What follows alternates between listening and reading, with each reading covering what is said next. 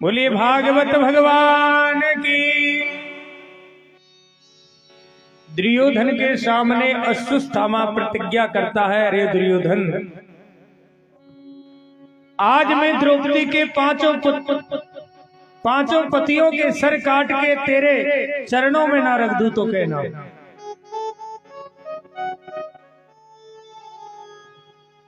प्रतिज्ञा कोई भी कर सकता है, लेकिन प्रतिज्ञा पूरी उसकी होती है सज्जनों।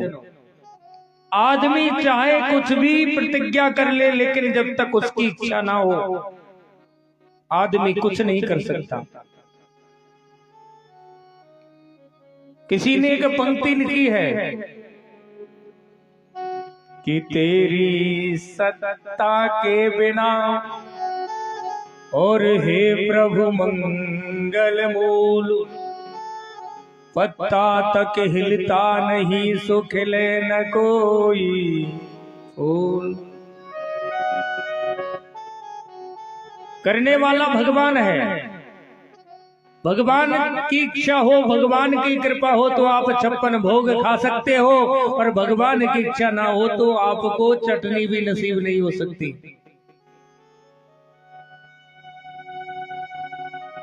अभी मैंने एक भगवान की इच्छा की एक कथा सुनी थी, आज ही मोबाइल पर सुना था मैंने कि एक पंडित जी कथा कर रहे थे, और पंडित जी कथा में कह रहे थे कि भैया भगवान की इच्छा के बिना कुछ नहीं हो सकता। भगवान ही आदमी को कर्म के द्वारा बचाता है, भगवान ही आदमी को कर्म के द्वारा मारता है। और सज्जनों, कर्म से ही जीव पैदा होता है, कर्म से ही पाता है और कर्म से ही खोता है। क्योंकि हमारे सदग्रंथ भी इसी बात को कहते हैं। रामचरितमानस भी कहती है, गोस्वामी तुलसीदास भी कहते हैं कि कर्मो प्रधानो विश्व रचि राखा, जो जस करहि सुतस फल चाखा।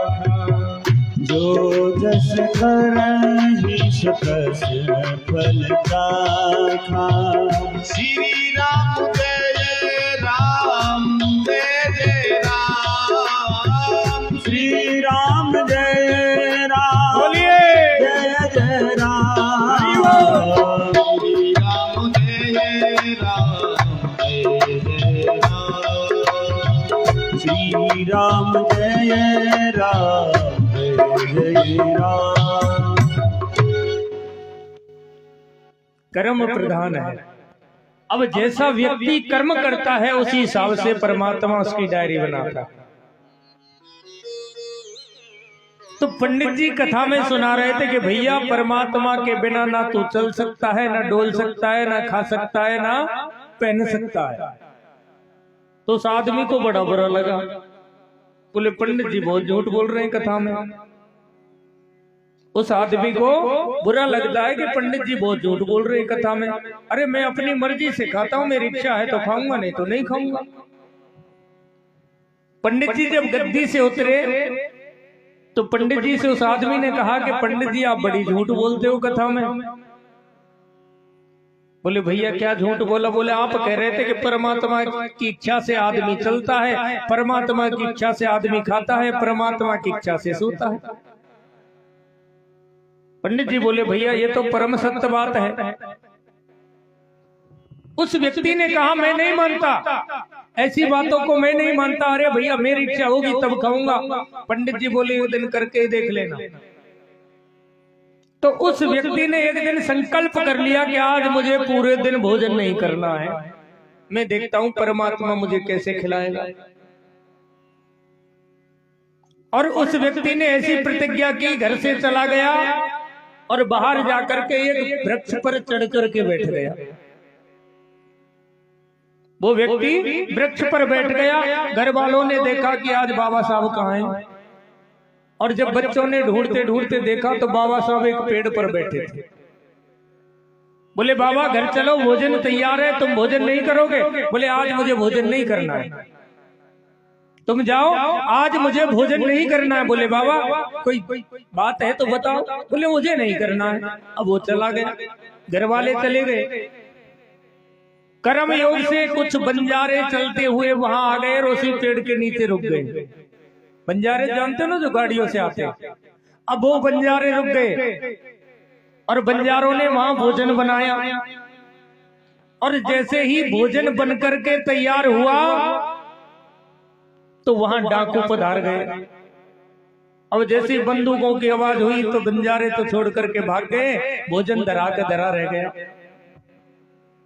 जैसे ही डाकू उस पेड़ के नीचे आए और देखा भोजन तैयार रखा है, कुछ चोरों ने कहा महाराज भोजन ही कर ले। लेकिन एक चोर ने कहा कहीं ऐसा तो नहीं किसी मुखबिर ने हमको पकड़ने के लिए भोजन में कुछ मिला दिया हो? निश्चित किसी मुखबिर का काम है, इसलिए इस भोजन को हाथ मत लगाना। एक चोर बोला कि महाराज जब मुखबिर ने इस भोजन को बनाया है तो वो मुखबिर भी यही होगा, सूचना देने वाला। चारों तरफ नजर दौड़ाई, जब ऊपर को देखा तो पेड़ पर बाबूजी बैठे हैं। और जैसे ही बाबूजी को देखा उस सरदार ने कहा नीचे आओ और पहले इस भोजन को चेक करके बताओ इसमें कुछ मिल तो नहीं रहा। अब बाबूजी ऊपर से कहते भैया मैं नहीं खाऊंगा। चोरों ने कहा निश्चित यही मुखबिर है, इसने कुछ ना कुछ मिलाया है। अब उसने 2-4 बार जब मना करी तो एकदम परपक्क मामला हो गया। सरदार ने उठाई बंदूक और तान दी साहब के ऊपर। बोले आने के नीचे नहीं आना। अब मरता सो क्या नहीं करता। सीधे पेड़ से उतर करके नीचे आए। एक चोर ने एक कौर लिया भोजन का और बोले इसको खा। बोले साहब मैं भोजन नहीं खाऊंगा चाहे कुछ भी हो जाए।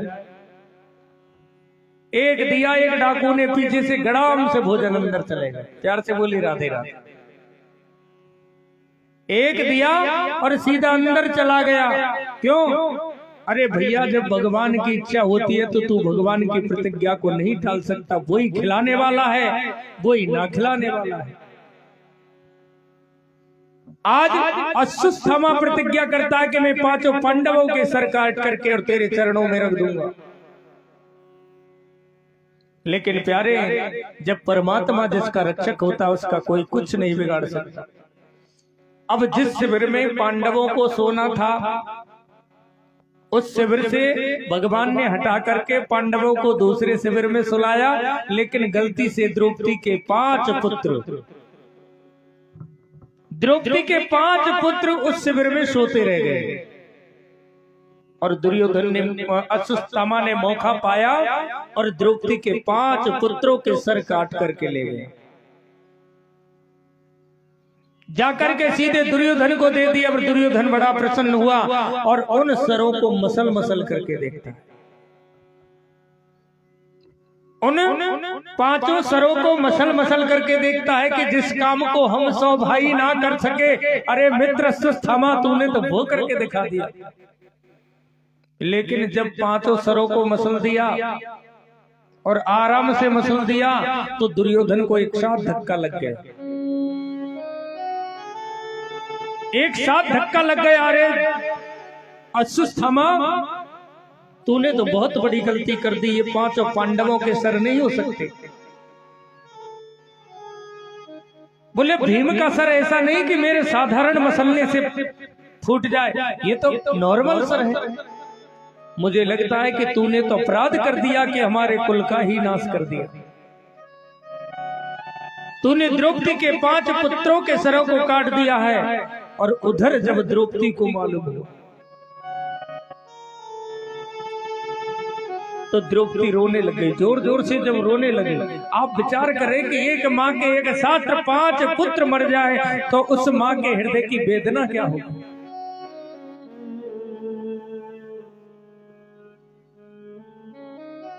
द्रौपदी का रुदन सुनकर के पांडव आते हैं, अर्जुन भीम सब और केशव भी वहां पहुंच जाते हैं। अर्जुन प्रतिज्ञा करता है कि द्रौपदी तू चिंता मत कर, जिस आतताई ने इस काम को किया है मैं उसको छोड़ने वाला नहीं हूं। भीम कहता है कि द्रौपदी तू रुदन मत कर, हम उस दुष्ट को छोड़ने वाले नहीं हैं। अर्जुन रथ पर सवार हुए, भगवान केशव सारथी बने, और जैसे ही भगवान ने बताया कि ये काम अश्वत्थामा का है, तो भगवान अश्वत्थामा को पकड़ने के लिए अर्जुन के साथ गए। और सज्जनों, जैसे ही अश्वत्थामा ने देखा कि कृष्ण अर्जुन के साथ मुझे मारने को आ रहे हैं, तो अश्वत्थामा ने घबरा करके ब्रह्मास्त्र का प्रयोग कर दिया।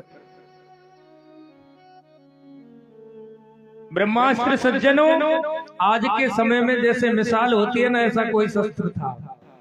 चारों तरफ अंधेरा हो गया, गड़गड़ाहट होने लगी, अर्जुन घबरा गया। कृष्ण कृष्ण महाभावो भक्तानां भयंकरा। हे कृष्ण मेरी रक्षा करें, रक्षा करें, रक्षा करें। बोले महाराज ये सब क्या है? तो कन्हैया ने कहा कि अश्वत्थामा ने ब्रह्मास्त्र का प्रयोग किया। ब्रह्मास्त्र चलाना अश्वत्थामा जानता है, लेकिन उसको शांत करना नहीं जानता। अर्जुन, तुम तो दोनों काम जानते हो। और सज्जनों, अर्जुन ने भी ब्रह्मास्त्र का प्रयोग किया, दोनों ब्रह्मास्त्रों को शांत करके उस आतताई अश्वत्थामा को बांध लिया। द्रौपदी के सामने जाकर के अश्वत्थामा को खड़ा कर दिया। तो द्रौपदी ने जैसे ही देखा कि शुभा विदूपा से समस्ति दोषा मसी से कल्याण गुणी करो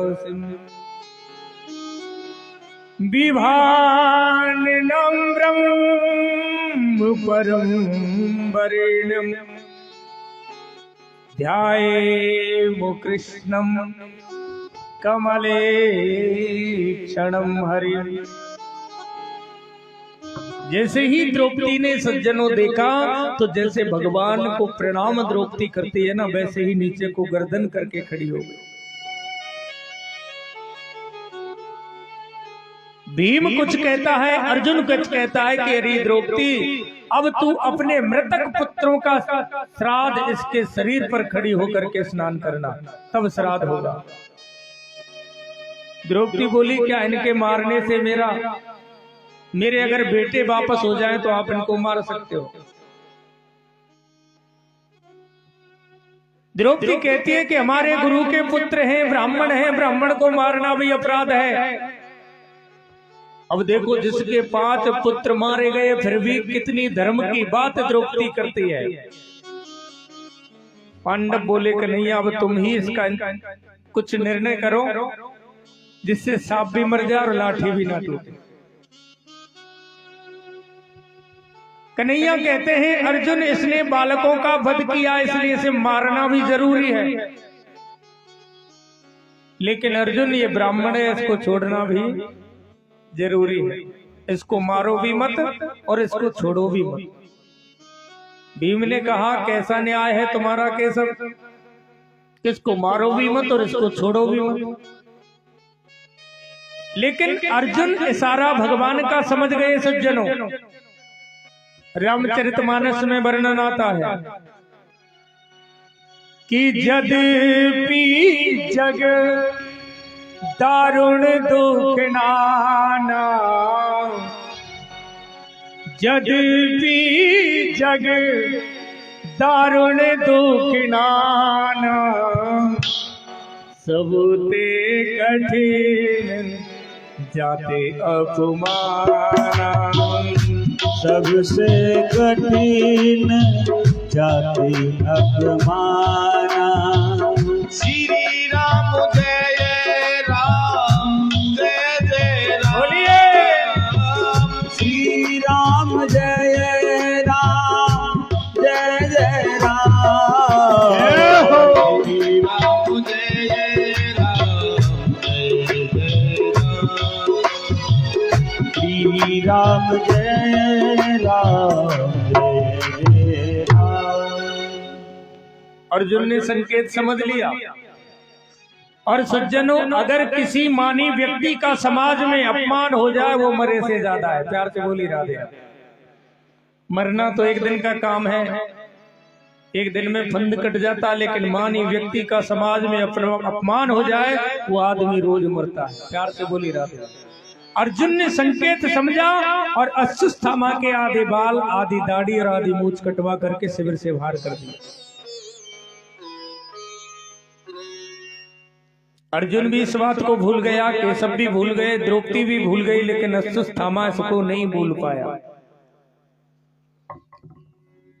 अश्वत्थामा जैसे ही शिविर से बाहर निकला और अपना इतना बड़ा अपमान देख करके सज्जनों चारों तरफ देखा कि पांडवों का मूल अभी बच रहा है। अभिमन्यु की पत्नी है उत्तरा जो गर्भवती है, उसको अश्वत्थामा ने देखा और एक साथ 5 बाण उत्तरा के गर्भ को मारने के लिए छोड़ दिए। और जैसे ही वो 5 बाण उत्तरा को मारने के लिए आए तो उत्तरा ने कोई गलती नहीं की। जैसे द्रौपदी ने इंतजार किया पति बचाएंगे, बाबा बचाएगा, वो गलती उत्तरा ने नहीं की। उत्तरा ने सीधा नारायण का भरोसा कर लिया। दीन दयाल वृद्ध संभारी, हरऊ नाथ मम संकट भारी। हे दीन दयाल मेरी रक्षा करो, हे कृष्ण मेरी रक्षा करें। और जब आदमी जीव जब भगवान को पहले ही याद कर लेता है तो उस व्यक्ति के जीवन में कष्ट आने की हिम्मत ही नहीं होती। लेकिन हम लोग कब करते हैं कि जब खूब दुख आ जाए तब परमात्मा को याद करते हैं। प्यार से बोली राधे राधे। कबीर जी लिखते हैं ना कि दुख में सुमरन सब करे, सुख में करे न कोई। जो सुख में सुमरन करे तो दुख काहे को होए। हमारे पास बढ़िया मार्बल का मकान हो जाए, बढ़िया एसी का कमरा मिल जाए, एक गाड़ी मिल जाए, बस राधे राधे। बात सत्य है कि नहीं साहब? तब आदमी उस परमात्मा को याद नहीं करता।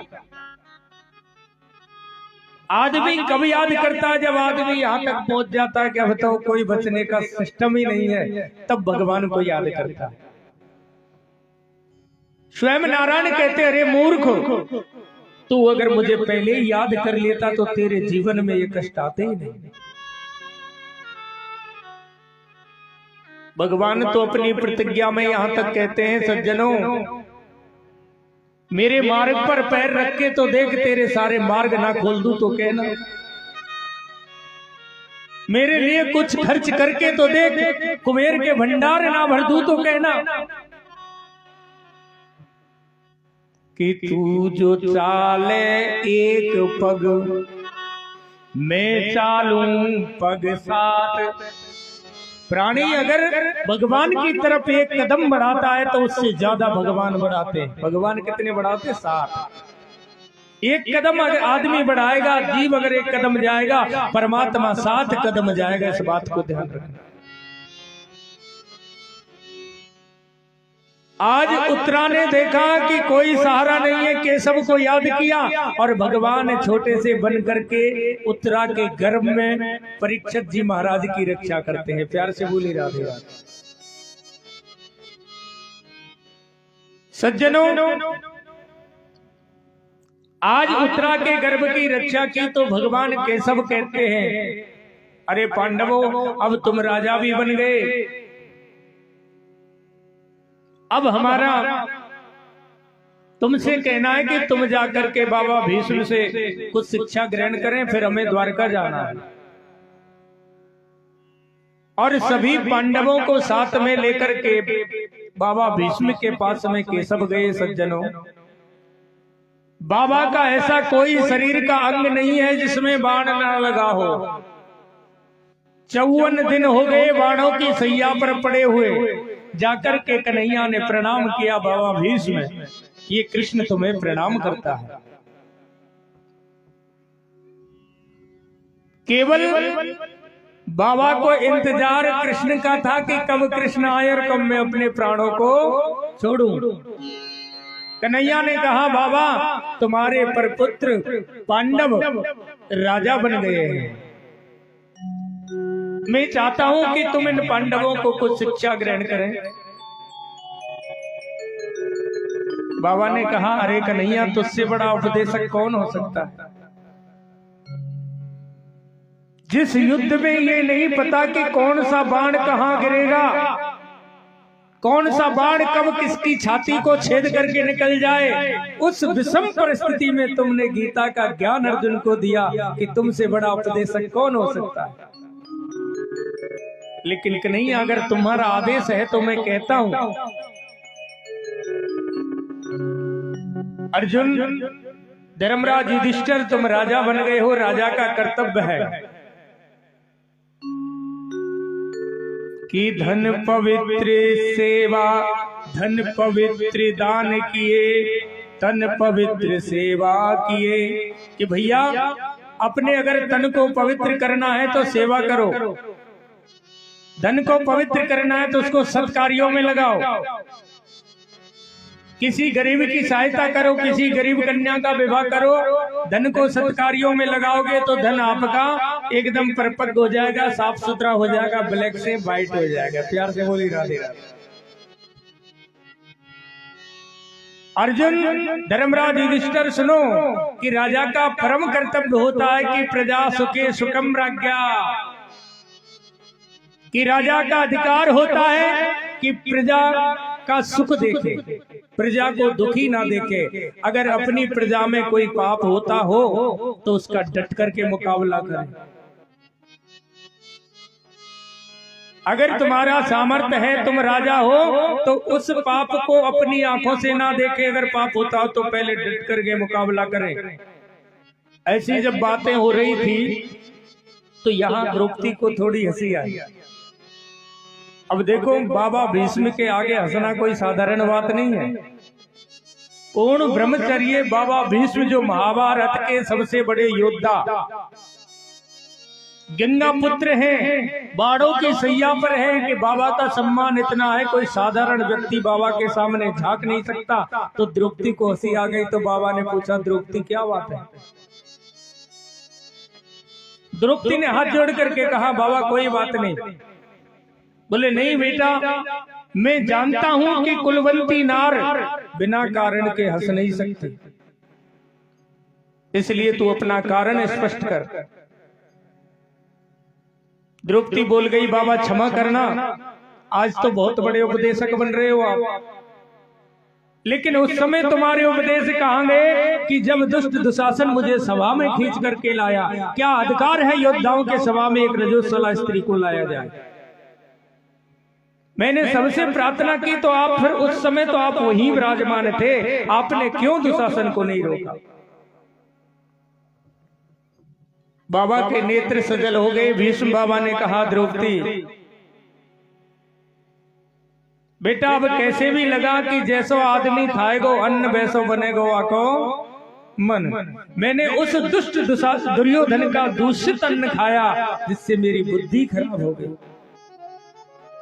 मैं वहां कुछ नहीं कर पाया, लेकिन आज द्रौपदी मुझे 54 दिन हो गए बाणों की सैया पर पड़े हुए उस दुष्ट दुर्योधन के अन्न का एक भी कण मेरे अंदर नहीं है। द्रौपदी कहती है बाबा क्षमा करना कि मेरा कारण ये नहीं था कि मैं आपको दुख पहुंचाऊं। मेरा कारण तो ये था कि उस समय आप भी सभा में थे। मैं मानती हूँ आदमी प्यारे जैसा भोजन करेगा तो जैसी उसकी बुद्धि काम करेगी, क्योंकि भोजन का सीधा संबंध बुद्धि से होता है और बुद्धि काम करती है व्यवसाय करने का। अगर आदमी की बुद्धि ठीक है तो आदमी व्यवसाय कर पाएगा, अगर आदमी की बुद्धि ठीक नहीं है तो आदमी कुछ नहीं कर पाएगा।